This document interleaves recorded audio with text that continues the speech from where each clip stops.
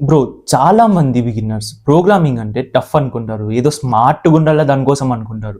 కానీ అది అలా కాదు. అలా ఎప్పుడు అనుకుంటారో తెలుసా నీకు? ఏదైనా లాంగ్వేజ్ తీసుకొని దాని సింటాక్స్ బట్టి కొట్టేసి ఆ లాంగ్వేజ్ వచ్చేస్తుంది అనుకుంటారు. అండ్ ఏదైనా ప్రాబ్లమ్ సాల్వ్ చేయడానికి వెళ్ళినప్పుడు, లేదంటే ఏదైనా ప్రాజెక్ట్ చేసేకి వెళ్ళినప్పుడు ఏం అర్థం కాక ఆపేస్తారు. ఇది ఏదైతే ఉందో మనకు రాదు, మన కోసం కాదు అనేది, ఇది చాలా ఫూలిష్ బిలీఫ్ బ్రో. నీకు అప్రోచ్ తెలియట్లేదు.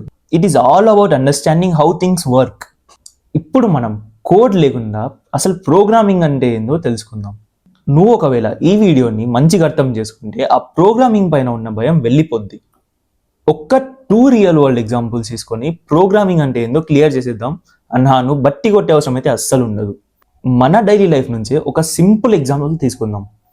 టీ ప్రిపేర్ చేయడం. ఫస్ట్ మనం ఒక వెజిల్ని తీసుకుంటాం, అందులో వాటర్ యాడ్ చేస్తాం, తర్వాత స్టవ్ ఆన్ చేసి వాటర్ని బాయిల్ చేస్తాం.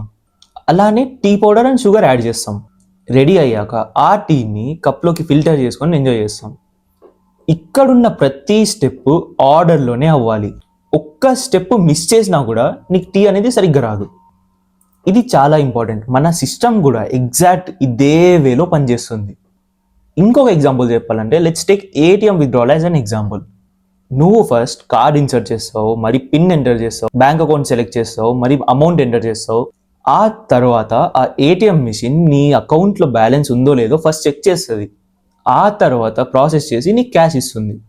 ఇక్కడ ఈ స్టెప్స్ ఏవైతే ఉన్నాయో ఇవన్నీ ఆటోమేటిక్గా జరగట్లేదు. ఈ స్టెప్స్ అన్నింటిని ఎవరో ఆల్రెడీ రాసి ఉంచారు. అలా రాసిన వాళ్ళే ప్రోగ్రామర్స్. ఆ స్టెప్ బై స్టెప్ థింకింగ్ ఏదైతే ఉందో అదే లాజిక్.